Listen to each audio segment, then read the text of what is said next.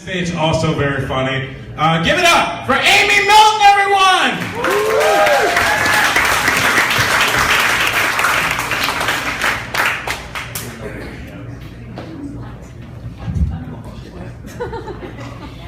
So recently I was on a road trip through the country in rural Missouri, and there was this wonderful billboard that had just a sad little blonde girl and the words, "Meth made me an orphan." And that just made me think, if only they'd done slightly less meth, then they could have been good parents. Maybe better than the foster system, we don't know. It's a sad situation regardless for that little girl. Which is sort of why I think, like, things like that are kind of why I think abortion is probably fine. It's hard to lock these things down. I mean, it's like, if there's one thing I learned in college, it was that morality is gray and people are poor. So, you know, so it's a little bit hard to figure out. You know what I mean? I never planned to have this problem personally. I never planned on getting pregnant, so that way I have the objectivity necessary to judge people. So whichever decision they make, I'm allowed to talk about it and be like, I don't think she has the right. She had enough money, she was in a stable place. What is she doing? And someone else is just like, why did you think you could handle kid number 7? Kid number 3 has dyslexia. What the fuck are you doing? That's what I think I have the right to do, because I never plan on having kids. So, it's sort of like how nothing is sexist unless men agree. Nothing is racist unless white people agree. It's a solid system that we've had in place for a while. But you know, it's just like, I wish that it would go the other way around, like problems that mostly affect white men, like, I don't know, capital gains tax. Like, all of those decisions are just made by Latina women. That's the only legitimate opinion. We're just sort of like, anyone else don't care. Latinas, what do you think? we think they should pay. We're like, that's the law of the land. But with abortion, like, the main 2 arguments against it are kind of difficult for me. The first is, you know, it's like, is it right, you know, if it is even harming another life, because at some stages it's like, is it as smart as a fish? That would be being generous. But at later stages it's just like, is it actually doing harm to another being? Is that an okay thing to do? Is that morally right? And that's an interesting question philosophically, but practically we've all made our choice. Like, the society we live in, it's just like, do we have clothes? Do we use oil? Do we have electronics? It's just like, we all have slaves. It's just a sad truth that we accept. So it's like, will I sacrifice another person's happiness for my own? Yeah, I'm a dick. That's what people do. And the other argument is even more abstract. It's like, is it okay to deprive another being of the ability to live? And that's like, what if I swing my arms around and I'm punching those babies? It's like, I hope not. That'd be sad, but it's not going to determine what I do next.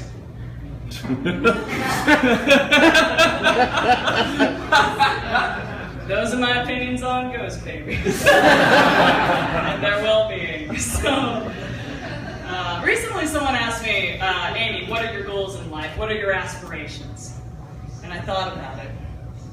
And I said, I don't want to drown in mud. And they were like, what? And I said, it sounds like a really bad way to die, like way worse than drowning in water, because if you're drowning in water, you can keep moving. It's like every move you make, you could be going more towards the surface, you could be going down, I don't know, but you always have hope. But if you're drowning in mud, everything you do just makes you sink deeper and deeper into the mud, especially if you're face down and your legs are kicking out and you can hear your family crying for you because you're on the Oregon Trail. People die that way, people die, and I don't want that to happen to me.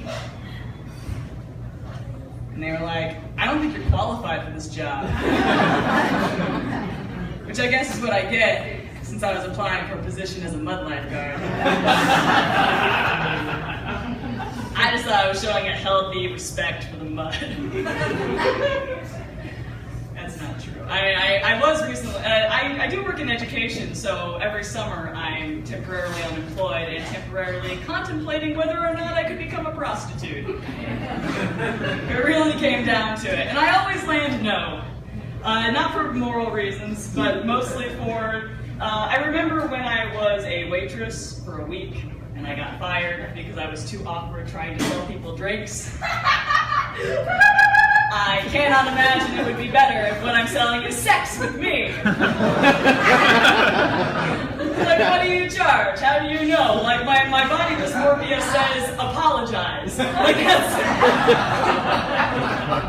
apologize and give a refund for what they didn't pay, you know? But in reality, I'm just like, I look in the mirror, I'm like, I don't know, it's like, mirror, mirror on the wall. Where do I stand in terms of hookers? Like the whole range of hookers, not just the ones you see on TV, like the ones you see on bad TV. Like 20, right? 20? Anyway, not gonna discuss my hooker bargaining prices. I don't know, I feel like the main obstacle from getting into like sexual deviancy, like S&M, that takes a lot of effort, I think, would be, I will never have enough money to have my sex dungeon separate from my main living area. Which would require being very open with everyone. The family comes over, your aunt's like, what are those chains? And I'm like, it's art. She's like, that explains the crying naked guy. I'm like, yeah, he represents the ephemerality of youth. Brilliant.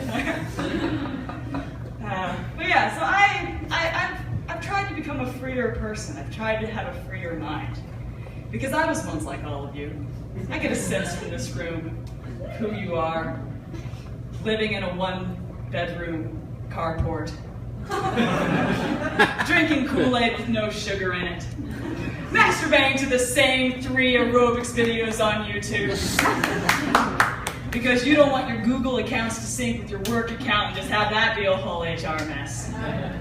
I know this about you, which is why I'm going to show you the key to freedom after this test. How many of you know how long it takes for certain kinds of dogs to drown? Anyone have the balls to find out what they say you should not find out? Good.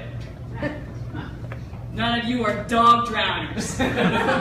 I don't want to share the secrets to happiness with someone who fucking drowns dogs. Dog drowners are notoriously full of hubris.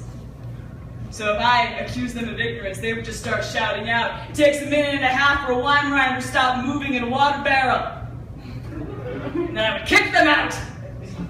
And I would not tell them anything about the magic of 3D printers. You can print a car. You can print a gun. You can print a dildo with the head that's shaped like Jennifer Lawrence's head.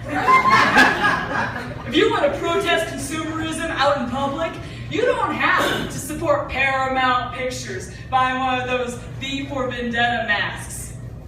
You can print your own replica of Guy Fawkes' actual face. Or a quarter of it, because he was drawn in quarters.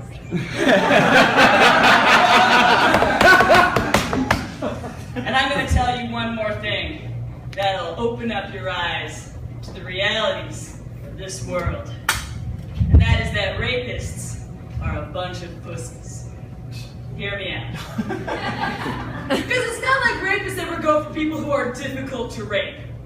There's not some sort of rapist ranking system where you start out at the bottom and eventually you work your way up to master rapist because you transcend rape because you are raped. No, you don't start out with like unconscious person, drunk at a party, jogger, cop pointing a gun at you, sharks, 2 sharks!